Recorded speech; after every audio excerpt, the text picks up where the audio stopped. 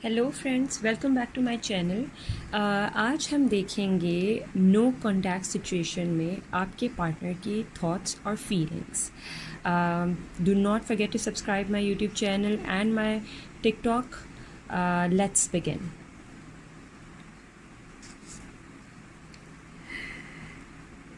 You speak to me through music. तो जब आप लोग कनेक्शन में थे या किसी किस्म की कनेक्टिविटी में, तो आप लोग ने कोई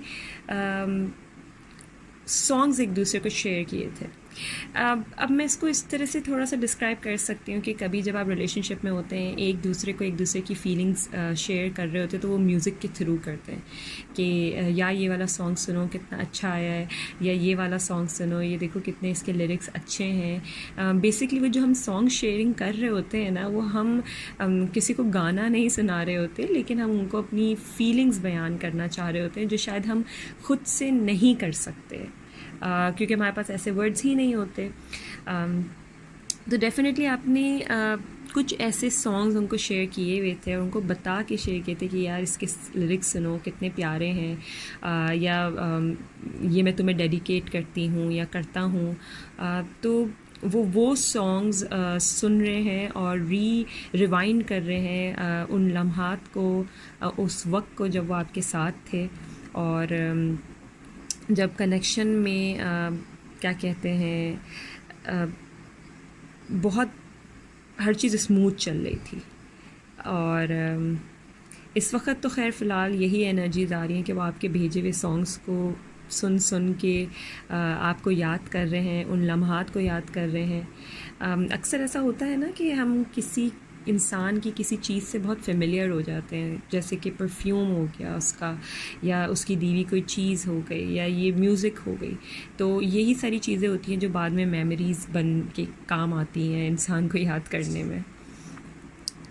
I wish I could share my good news with you. आपके पार्टनर को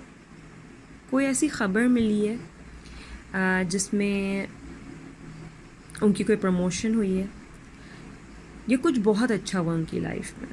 लेकिन क्योंकि आप नहीं हैं उनके साथ, तो वो कहते हैं ना कि वो खुशी भी उनको खुशी नहीं लग रही है आपसे शेयर किए बिना। क्योंकि जब वो आपके साथ रिलेशनशिप में थे तो वो आपको हर एक चीज़ शेयर करते थे, बताते थे कि देखो मेरी लाइफ में ये हुआ है, ये हुआ है, या मैं ये चीज़ ख़रीदने वाला हूँ, या मेरी जॉब होने वाली है, या मैं कोई फ़ॉरेन जा रहा हूँ, या मैं कहीं ट्रैवल करने वाला हूँ। तो वो जब कोई इंसान रिलेशन में होता है तो वो हर एक चीज़ शेयर कर रहा होता है ना अपने पार्टनर से। तो सेम इज़ लाइक हेयर कि आपके जो पार्टनर हैं, कुछ गुड न्यूज़ हुई है उनकी लाइफ में और वो आपसे बहुत दिल से शेयर करना चाहते हैं, और ये खुशी भी उनको खुशी जैसी नहीं लग रही है जहाँ तक मैं रीडिंग्स कलेक्ट कर रही हूँ। क्योंकि वो कहते हैं ना कि जब आप अपने फेवरेट पर्सन को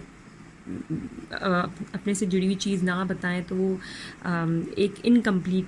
वाला एलिमेंट होता है आपके अंदर।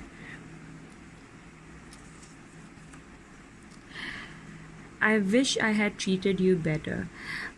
तो डेफिनेटली जो एनर्जीज़ मैं यहाँ कलेक्ट कर रही हूँ वो यही है कि आपके पार्टनर ने किसी किस्म का, मैं ये तो नहीं बोल सकती कि उन्होंने आपको थर्ड पार्टी में रखा था या आपको धोखा दिया था। बहुत सारे लोग के लिए ऐसा हो सकता है, लेकिन बहुत कम। मतलब जैसे मैं 5% लोगों के लिए कह सकती हूँ कि शायद आपके पार्टनर थर्ड पार्टी में थे, या आपके अलावा हट के उन्होंने और लोगों को भी इंटरटेन किया है। लेकिन जो बेसिक मैं यहाँ पे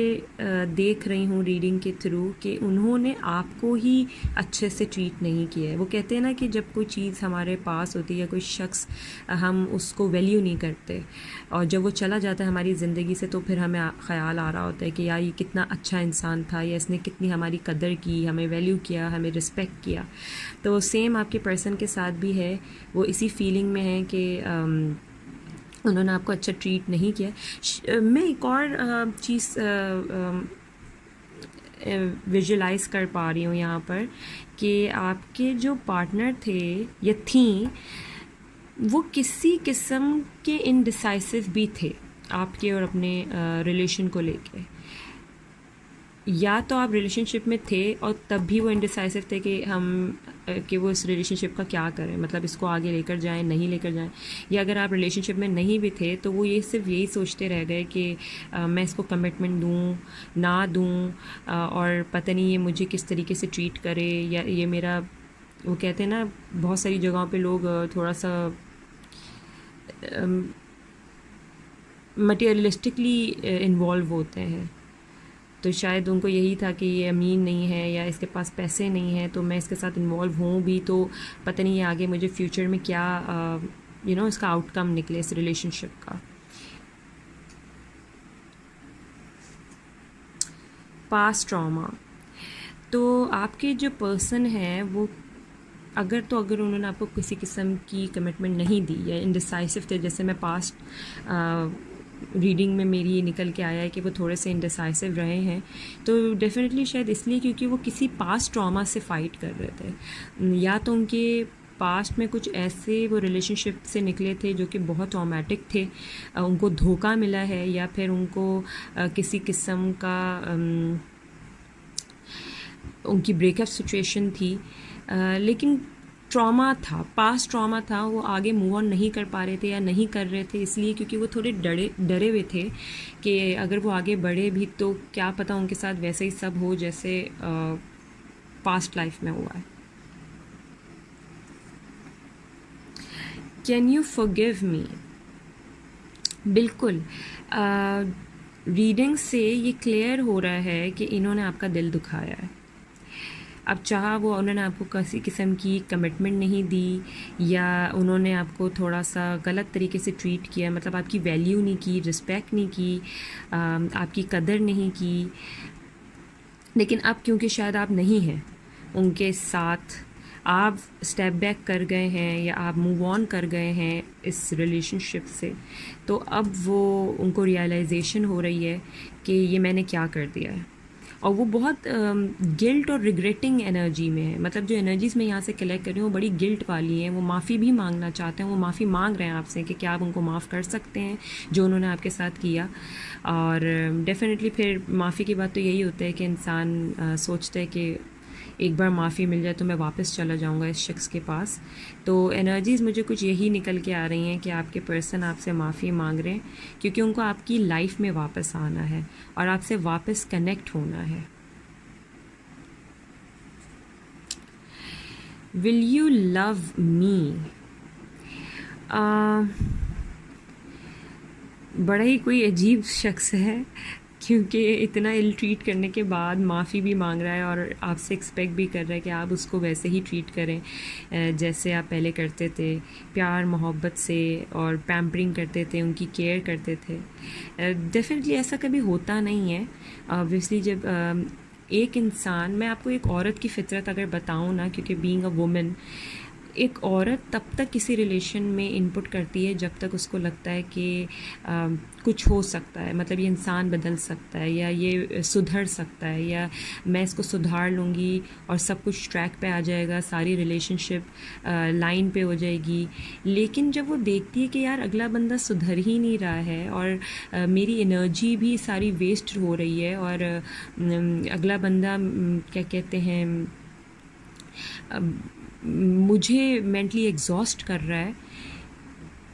फिर ही वो बैक ऑफ करती है।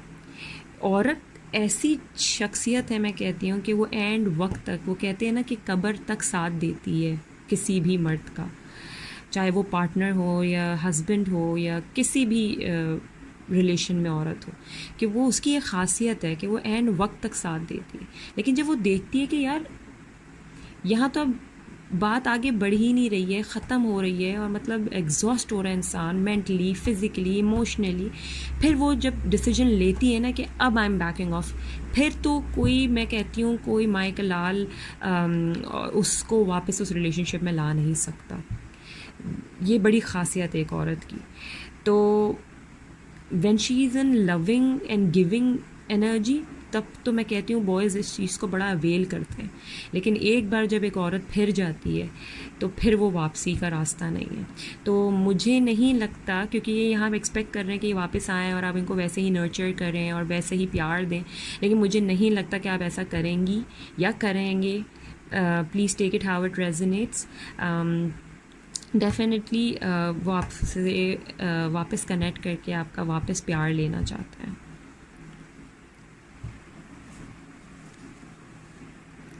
I regret walking away from you. Clearly क्योंकि बहुत रिग्रेटिंग एनर्जी है, बहुत ज़्यादा इनको दुख है इस चीज़ का कि इन्होंने आपकी कदर नहीं की और अब जाके इनको रिग्रेट हो रहा है क्योंकि आप इनकी लाइफ में नहीं हैं, आप इनके पास नहीं हैं। और दुख तो होना चाहिए क्योंकि इन्होंने आप जैसी चीज़ खो दी है। इंसान की ज़िंदगी में ना बहुत चंद ऐसे लम्हात आते हैं जहाँ वो कहते हैं ना कि खुदा खुद मौका देता है कि यार तुम खुश रहो, लेकिन हम इतने कोई मटेरियलिस्टिक और हम इतने कोई ख़राब दिमाग के लोग हैं कि हम और चीज़ों में मुंह मार लेंगे, लेकिन हम उस जो खुदा की भेजी हुई चीज़ है उसकी हम कदर नहीं करते। लेकिन जब वो एक बार हमारे पास चली जाती है तो फिर हम रिग्रेट कर रहे होते हैं, रो रहे होते हैं और भीख मांग रहे होते हैं कि भाई ये वापस आ जाए। लेकिन ज़ाहिर है फिर एक बार जाने के बाद वो कहते हैं ना, एक सिचुएशन जब ख़राब हो जाती है तो फिर वो वापस बैक टू नॉर्मल नहीं हो सकती। ये हमारी सोच होती है कि हमने एक बार जिन इंसान को मोहब्बत कर ली तो वापस से वो हमारे पास आएगा तो हम वापस से उससे मोहब्बत करेंगे, क्योंकि ऐसा हो ही नहीं सकता। इंसान के खुद सेल्फ डाउट्स भी स्टार्ट हो जाते हैं ना कि यार ये तो मुझे छोड़ के चला गया था, ये वापस से छोड़ के चला जाएगा, या इस इंसान ने मेरे होते हुए किसी और से कमिटमेंट की या किसी और को भी इंटरटेन किया तो ये वापस से यही करेगा। तो सेम एनर्जीज़ होती हैं कि ये वॉक अवे तो कर गए, अब ये रिग्रेट कर रहे हैं, फिर ये वापस आना भी चाहते हैं, कनेक्ट करना चाहते हैं आपसे, लेकिन ऑब्वियसली अब ऐसा हो नहीं सकता क्योंकि आपकी जो मैं फीलिंग्स देख रही हूँ, आप नहीं चाहते अब इस कनेक्शन में और ज़्यादा इनपुट देना। आप मूव ऑन हो रहे हैं और बहुत अपने आप को हील करने की एनर्जी में, और ये बहुत अच्छी बात है कि आप अपने आप को हील कर रहे हैं, अपने आप को दूसरी जगहों पे माइंड डाइवर्ट करके और दूसरी एक्टिविटीज़ में अपने आप को इन्वॉल्व करके। तो थैंक यू जी, बहुत मज़ेदार सी रीडिंग्स थी आज की। Don't forget to subscribe my YouTube channel, और अगर आपको रीडिंग से रेजोनेट कर रहे हैं तो please don't forget to claim the video. Thank you.